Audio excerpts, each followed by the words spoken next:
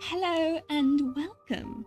I'm your one and only Love Zombie, and today we're going to be looking at some pretty festive specimens. Everyone's already heard of SCP-4666, also known as the Yule Man. I'll cover him in a later video if anyone wants, but for now, I'd like for us to take a peek at some of the less famous Yule-centric entries. This video, I'll be covering them from smallest to largest designated number.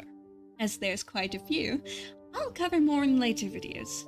In this part 1, we look at SCP-784, SCP-225, and SCP-1933. First up is one of the more interesting concepts I've encountered, SCP-784. SCP-784 isn't a singular entity, it's a whole town, now disguised as a gated community. It's currently located in Texas. Classed as illicit, the danger isn't the buildings or the infrastructure.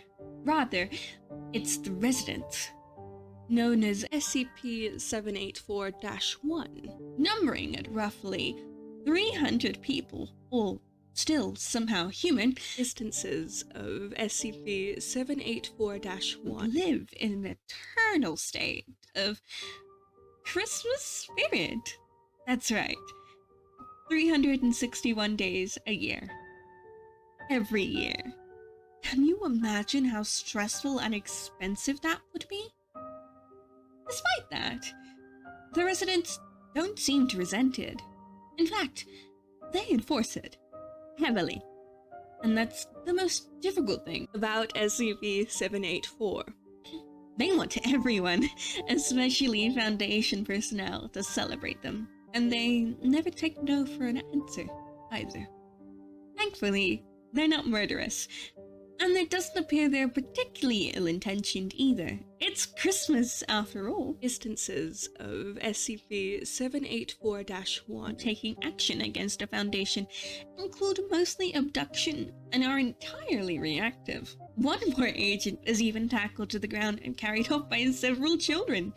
Apparently, he hadn't shown enough enthusiasm towards getting a present. Sounds like this guy would fit right in with my relatives. Here's looking at you, Uncle John. Humans aren't the only targets, either. Residents will gather and forcibly decorate any poor creature unlucky enough to stumble upon them. These adornments can range from antlers to an entire reindeer outfit, and everything between. Even the surroundings aren't safe. Once a month, SCP-784-1 initiate a Noel event, in which they attempt to exit the town and decorate the surrounding houses. In order to counteract this, the Foundation takes very special measures. Namely, those measures are spiked eggnog and the occasional gentle incapacitation. But that trick might not work on our next subject. SCP-1225, also known as the Worst Christmas, is in the shape of a tree bauble. It looks pretty innocuous at first, being listed a member of the Safe class. The containment requirements are a locked stainless steel box on a concrete pedestal in a roofless area? Oddly specific. But it gets worse. No objects that can be sealed or closed are permitted in the area, and the definition is quite broad too. Even things like pockets or pen caps aren't safe. People aren't either, and shouldn't spend more than an hour a day near this thing. But what's so dangerous about the little glass spindle? Well, that's because it degrades anything near it, within a range of 4 meters. As long as it's in a box or a sealed container. That's where the containment procedures come in. Electronics stutter and break, fabrics tear and fade, and even animals become malnourished and abused. SCP-1225 really is a nasty piece of work. Thankfully, it only does this when hung on a woody plant. Trees, bushes, shrubs, that sort of thing. At least, that's what the Foundation originally thought. There are not one, but 2 addendums on this object's page. Addendum 1225-D and Addendum 1225-H The first is where the secondary effects are introduced.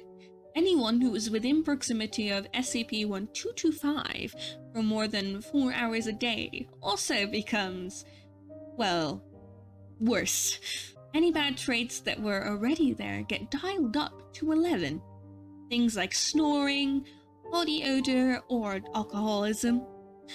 Not only that, but those affected also seem to display more irrational and angry behavior. Thankfully, these alterations aren't permanent, but instead fade over the course of roughly 8 days, as long as the subject doesn't re-enter SCP-1225's area of influence. Second addendum, Addendum H, a little more alarming, and introduces a new theory.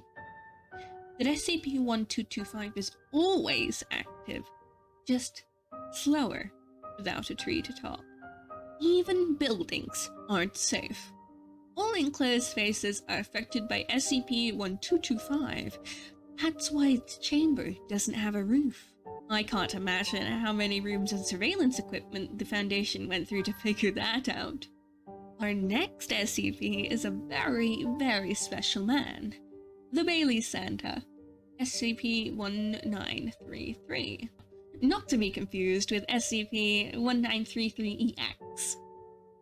Another safe classification, SCP-1933 is kept in a standard, low-security holding. It's fed an odd combination of whiskey, double cream, sugar, and vegetable oil every day. Once a week, it's forcibly showered, and once a month, shaved and clipped. Despite the Foundation's routine reference to SCP-1933 as an it, it's actually a human male. More specifically, an obese, middle-aged, Caucasian human male.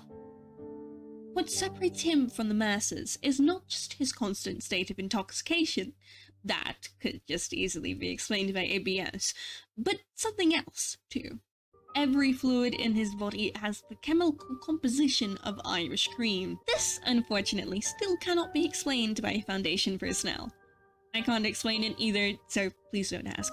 SCP-1933 is so entirely dependent on Irish cream that he's physically unable to digest items that aren't the product's ingredients. He will also appear malnourished if his BAC, blood alcohol concentration, isn't within the ranges of 15 to 20%, similar to the concentration of Irish cream. Any of his body fluids are safe for human consumption, as long as the subject doesn't drink more than 25 milliliters within a 24-hour period. After this point, any further consumption runs the risk of all of their fluids becoming Irish cream, at an increasing likelihood of 5% per milliliter.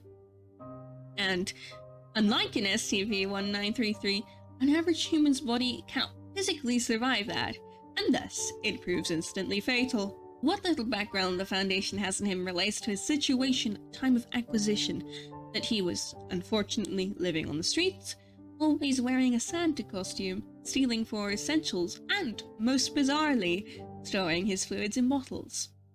These bottles would then be left in homes, after he'd broken into them, late Christmas Eve, and be left amongst the presents, with the desire for them to be drunk. SCP-1933 later states that the intentions behind these acts were benevolent, and still declines the reality that in significant quantities, his fluids are fatal. All in all, as far as entries go, a pretty swell guy!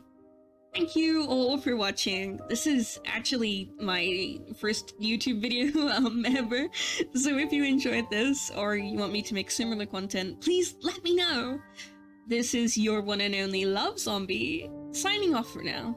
See you later!